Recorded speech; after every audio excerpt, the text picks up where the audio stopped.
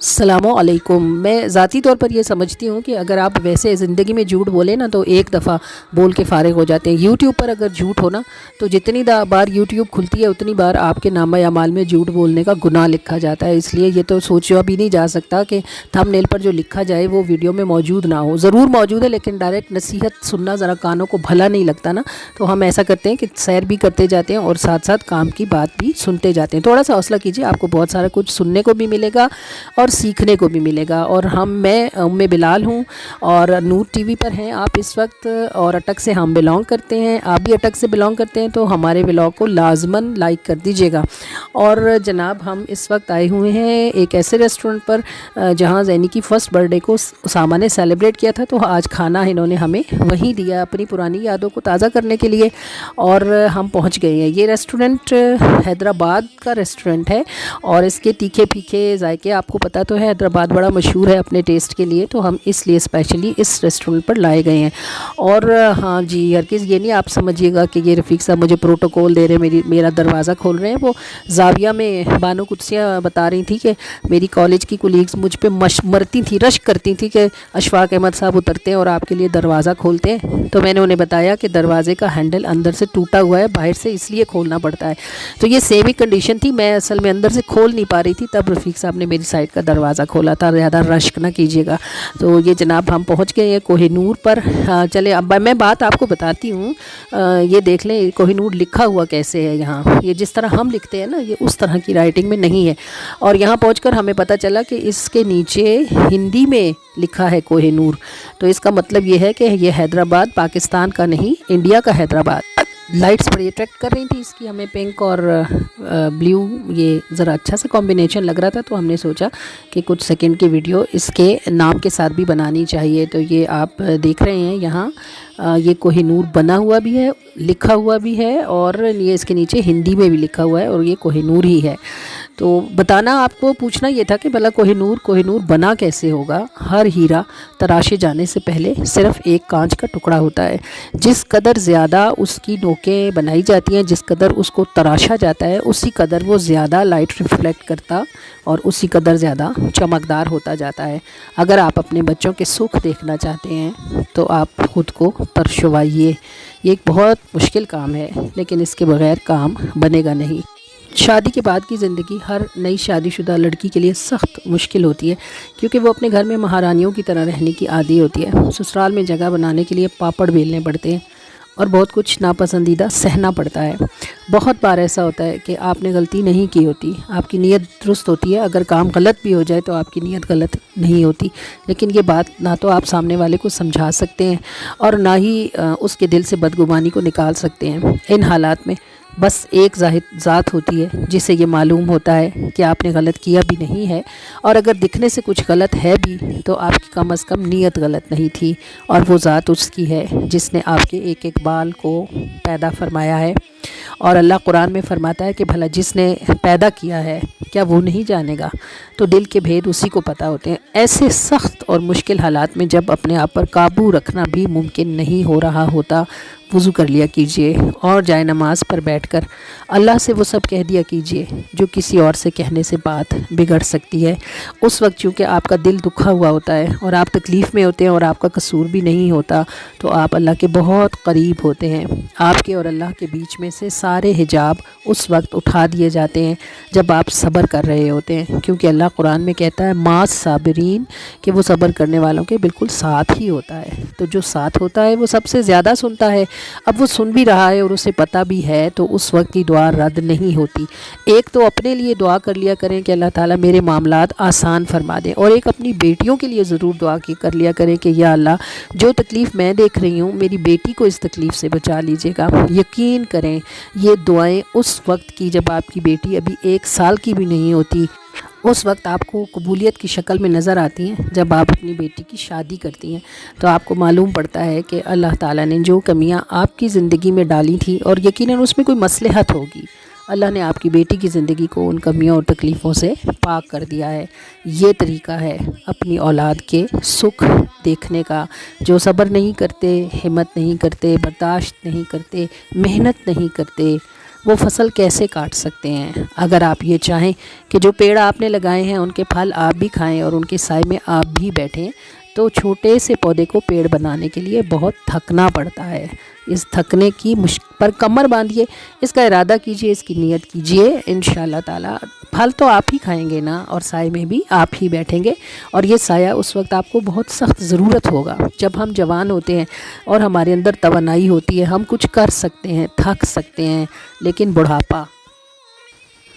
بڑھاپے میں آپ کے لیے کچھ بھی سہنا بہت سخت، مشکل اور تکلیف دہ ہوتا ہے۔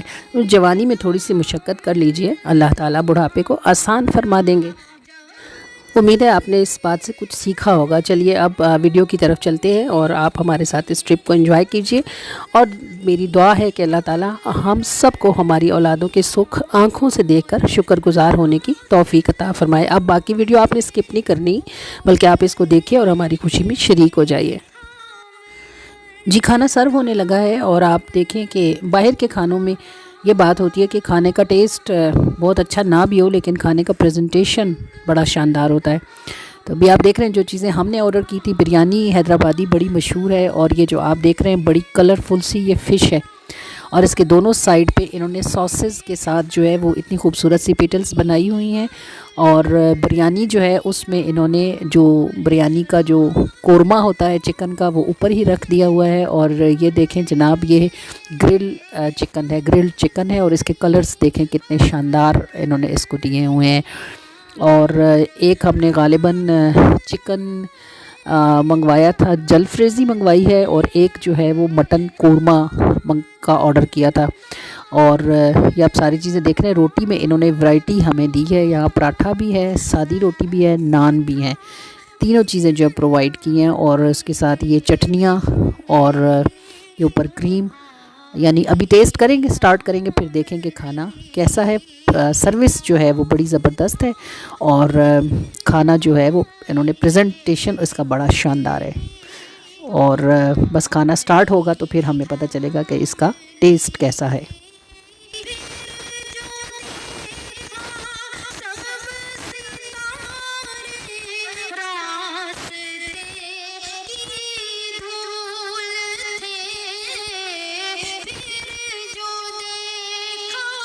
جی بہت ہی زبردست ذائقہ تھا کھانے کا۔ میں نے آپ کو بتایا تھا حیدرآبادی، انڈین حیدرآبادی ریسٹورنٹ ہے، تیکھا سا کھانا تھا، بہت مزیدار تھا۔ کھانے کے بعد میٹھے کا موڈ ہوا تو ہم واپس نیسٹو کی طرف آئے۔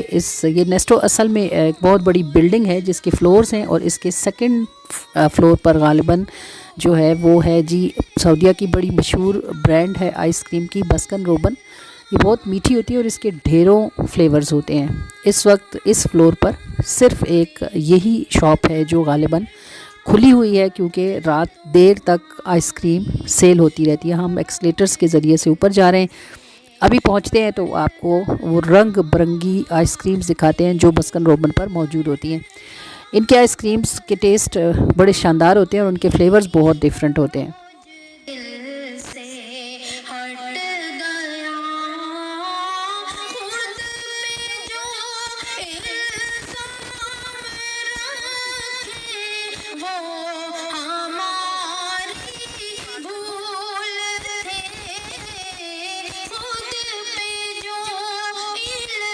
جی آپ دیکھ رہے ہیں ایک ہی شاپ ہے جو اس وقت یہاں کھلی ہوئی ہے، اور صفائی کے معیار کو داد دینی پڑتی ہے۔ اتنا بڑا مال ہے، اور ہم اس کے سیکنڈ فلور پر ہیں، یہ اتنا رشی بھی نہیں ہے، لیکن اس کے باوجود آپ دیکھ رہے ہیں کہ ہر چیز جیسے جگمگا رہی ہے۔ فرش کیا اور شاپس کیا اور شاپس کے آئٹمس کیا، ہر چیز روشن ہے۔ یہ دیکھیں یہ اتنی زبردست روشنیاں ہیں کہ دیکھ کے بندے کا دل خوش ہو جاتا ہے۔ آپ داد دینی چاہیے، زبردست قسم کی مینجمنٹ ہے جناب۔ اور یہ ہم پہنچ گئے ہیں شاپ پر، اور آپ دیکھ رہے ہیں یہ ویڈیو اصل میں ساری اسامہ نے بنائی ہے۔ دیکھیں کتنے شاندار ان کے پاس کلرز ہیں، اور ظاہر ہے کہ ہر کلر کا ایک اپنا الگ فلیور ہے۔ کیرمل لیا ہے میں نے، چاکلیٹ کیرمل لیا ہے، اور غالباً زینی نے پستاشو پسند کیا ہے۔ اور یہ اتنی آئس کریم ہے کہ اس کو ہم اگر شیئر کریں گے تو 4 لوگ بہت آرام سے کھا لیں گے۔ دکھانا آپ کو یہ تھا کہ آئس کریم کھانے کے لیے انہوں نے مال کے بیچم بیچ میں ایک بہت بڑا سا سیٹنگ ایریا بنایا ہوا ہے، اور اس ایریے پر انہوں نے چیئرز، ٹیبلز، صوفے، کرسیاں، یعنی ہر طرح کے بیٹھنے کا ارینجمنٹ کیا ہوا ہے. یعنی عربین سٹائل ہے، اس میں بڑے بڑے گدے ہیں، ابھی ہم آپ کو انہی پر بیٹھے ہوئے ملیں گے. اور انگلش سٹائل ہے، اس میں چیئرز اور ٹیبل ہیں، اور چاروں طرف سے اس کو انہوں نے پھولوں کے ساتھ کور کیا ہوا ہے. بہت ہی شاندار ایریا ہے. اور اس ایریا کے بالکل سامنے جو ہے بچوں کے لیے پلے لینڈ ہے کہ مدرس شاپنگ کریں، بچوں کو پلے لینڈ میں چھوڑیں، اور اگر وہ کچھ کھانا چاہیں تو یہاں آرام سے بیٹھ کر تسلی سے کھا سکتے ہیں. ہے نا سب کچھ بڑا شاندار. اللہ کرے کہ ہمارے وطن عزیز کو بھی ایسی خوبصورت شانیں عام لوگوں کے لیے، عام پبلک کے لیے بھی اللہ پاک نصیب فرمائے. ہمارے ولاگز آپ کو کیسے لگ رہے ہیں؟ آپ ہمارے ساتھ ٹریول کر رہے ہیں، پھر رہے ہیں، گھوم رہے ہیں؟ کمنٹس کیا کیجئے، لائک کیا کیجئے، ویڈیو کو شیئر کیا کیجئے، اور چینل کی پروموشن میں ہمارا ساتھ دیا کیجئے. بس آئس کریم ہو چکی ہے. جب ہم ایکسیلیٹر سے نیچے اتریں گے، اور بلکہ اتر رہے ہیں، اور تھکے ہارے لیکن بڑے خوشحال پرباش ہم گھر کو واپس لوٹیں گے.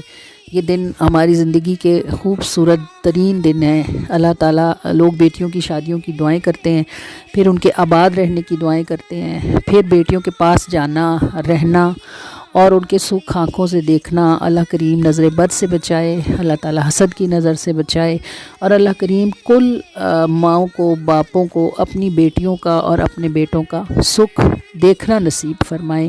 یہ بہت ہی خوبصورت وقت ہے جو اللہ نے الحمدللہ کہ ہماری زندگی میں لکھا، اور یہ برکت صرف درود پاک کی ہے، ذکر رسول کی، جس نے ہماری زندگی کو یہ وقت بھی لکھا.